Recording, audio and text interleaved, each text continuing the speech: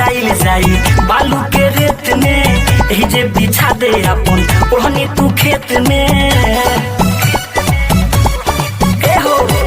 काहेला जाइल जाई बालू के रेत में ही जे बिछा दे अपन ओढ़नी तू खेत में तो काहे एने ओने मन तोर भटकता रे छौड़ी तोनी को जे लेट अब होई सामाने हमर सनकता सामाने हमर सनकता तोनी को जे लेट अब होई सामाने हमर सनकता सामाने हमर सनकता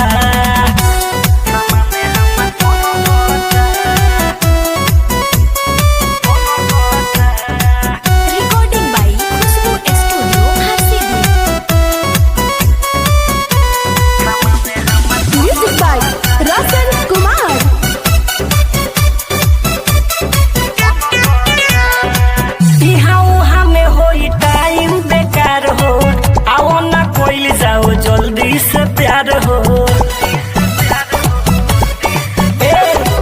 यहाँ में होई टाइम बेकार हो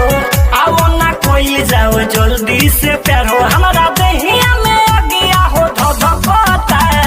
रे छौड़ी तनी को जे लेते अब होई सामाने हमार सनकता सामाने हमार सनकता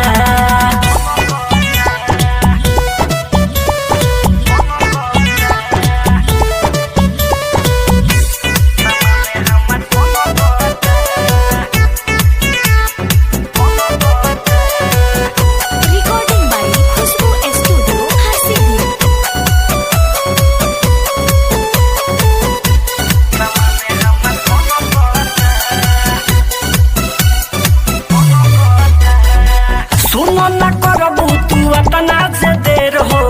आलो को सनी मिले वही है न फेर हो